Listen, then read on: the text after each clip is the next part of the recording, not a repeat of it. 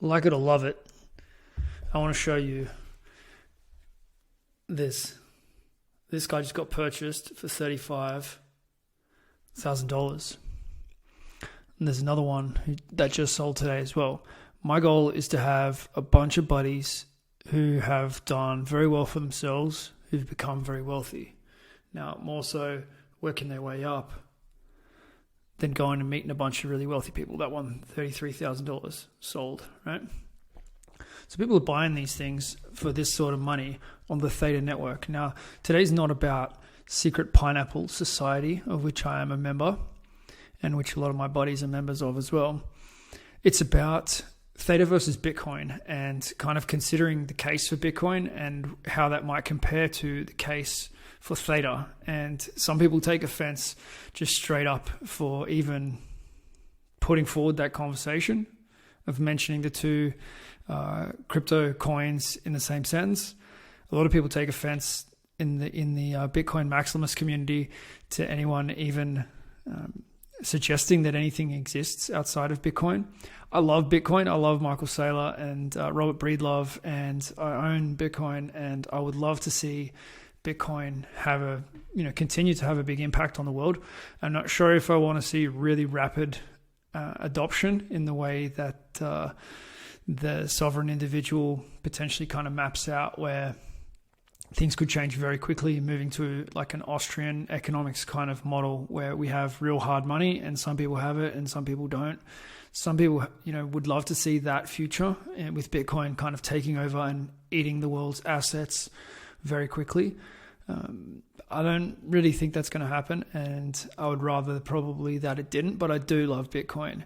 Now, the possibilities and probabilities are that Bitcoin is going to remain a very strong cryptocurrency, possibly the number one that it is now. It is the only, base layer, level one money solution that has reached mass adoption. There are forks of the BTC.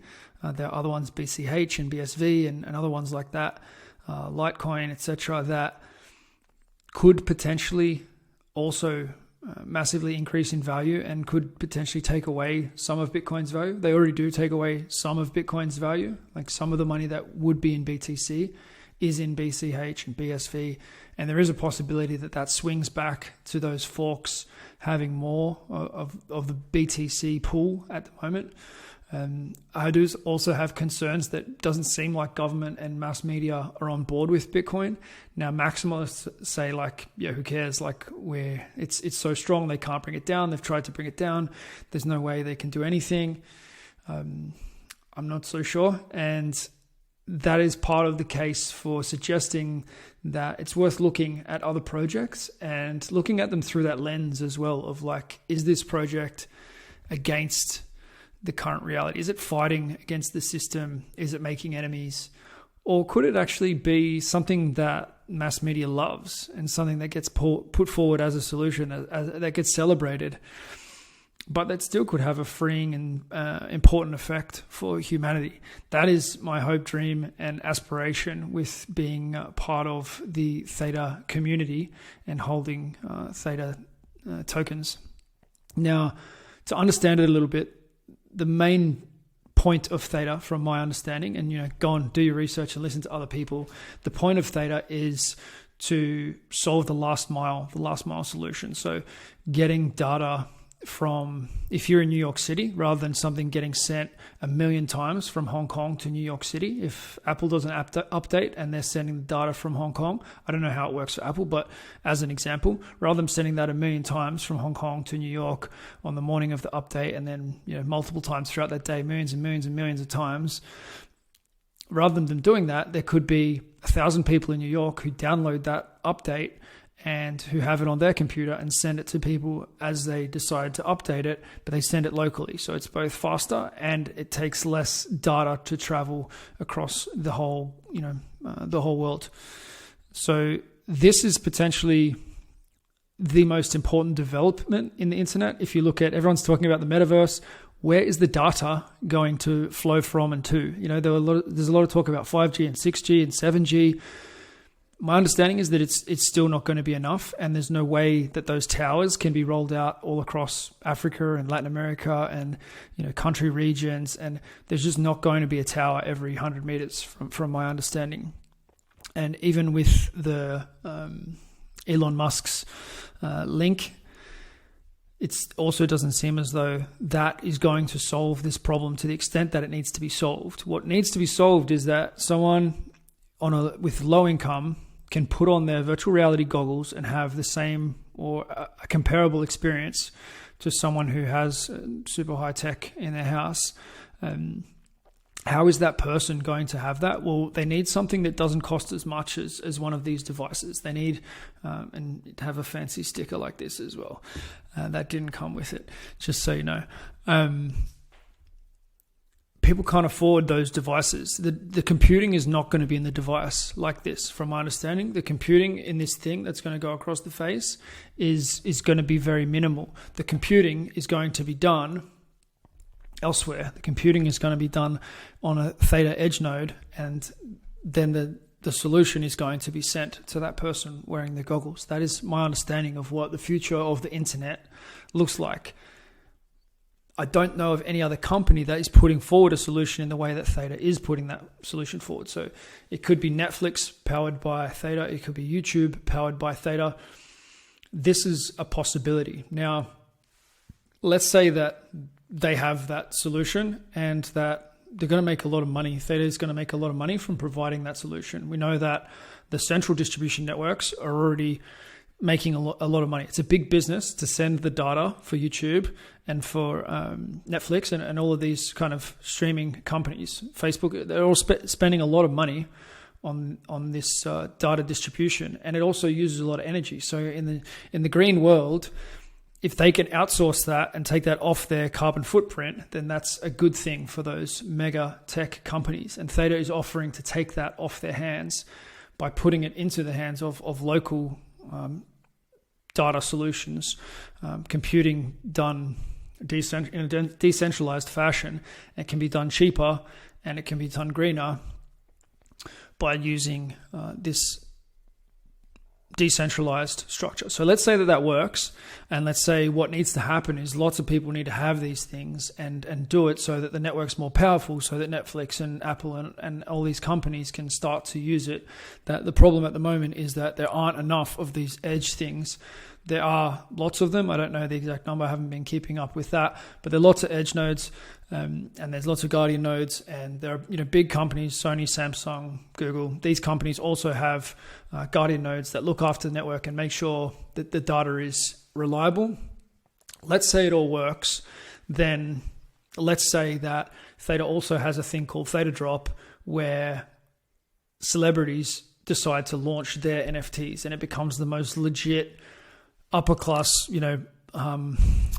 mainstream NFT distributor, because OpenSea is more for your hardcore crypto type dudes, and the guys who got in early, etc. Like, congratulations, and they've done well. And OpenSea is like a fun space for hardcore crypto nerds. ThetaDrop is the place where your mom and your dad and your brother who don't care about crypto are going to buy their NFTs, and they're going to buy them in fiat currency, and they're going to buy them with T-Fuel. And that is going to lead to mass adoption of, hey, what is this Theta thing? And it's going to cash up the project, and it's going to cause it to be understood and distributed around the world. Now, what's also cool about mega celebrities putting their NFTs through ThetaDrop is that it's going to bring so much more awareness. So it's kind of like self-perpetuating, where the celebrities are there and the celebrities are flashing their own NFTs that they buy or that they are given through Theta.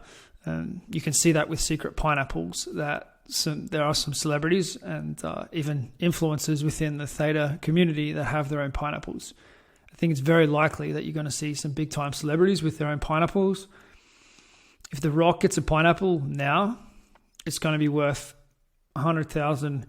Like, even if The Rock got one and he wanted to flip it straight away, he would flip it quick smart for $50,000, like gone in an hour. He would flip it probably for $100,000, like gone in a day or two. I would suggest if The Rock decided he didn't want his NFT, It would be gone like that. That's on Theta at the moment, where no one knows about it. There are very few people who are interested in that secret pineapple society. It's not mainstream at all. People are telling me I'm crazy that I invested $30,000 in an NFT on Theta Network. Like, all the big money's on OpenSea, etc. That's why I wanted to buy it on ThetaDrop, is because nobody knows about it yet. And I think this project is the project that kicks off Theta's global adoption. So time will tell, but there is a case to be made where, well, Theta's got 1 billion tokens and they're all out there. Bitcoin's got 21 million tokens and they're all out there. Some of them have been lost. They're not all out there yet. There's still more to be mined. Theta's tokens are all out there. They're just as hard as each other. If it's trusted as the world's data center and it's sending data all around the world and it's supported by celebrities and people are making transactions on there and they're getting micro rewards in T-Fuel all day long, it's just as trusted as Bitcoin. It's not as decentralized, and you can make a case for that. But do people care about that? Do people trust PayPal? Do they trust their local bank? Not everybody does, but a lot of people do. And there's a strong case that we're going to have a new level of trust for these things that are in kind of smart contracts. And if you're using it a lot, if you're getting a universal basic income by using that network and by providing bandwidth to that network, there's a lot of scenarios in which Theta could be very, very important to the future. I'd love you to explain to me where it doesn't fit in or why it doesn't work. I see sometimes when these kind of videos go up, someone will say like, yeah, there's a problem on the base layer that can't be solved, but they don't go any further. Generally, that stuff I think is kind of like trolling and kind of there's other games at work. The other big thing here is that people might be thinking is like, well, you're not a crypto guy. You don't have like all these followers and you're not doing all this fancy stuff. Like, how would you know about this and have like something useful to say that the massive, Coin Bureau and BitBoy and these guys, like they would have this. If you go and listen to their videos about Theta, like they're pretty compelling about this is a top coin. They don't go back to it a lot. I think there's a lot of politics in YouTube, crypto on YouTube. I think there is a lot of money to be made, and I think people are being paid for posts and for, I'm not pointing any fingers at anyone specifically. It just seems as though there's a lot of money, and I don't think Theta is pushing and there's something different going on with Theta. There's a reason why it's very difficult for people in the US to get it.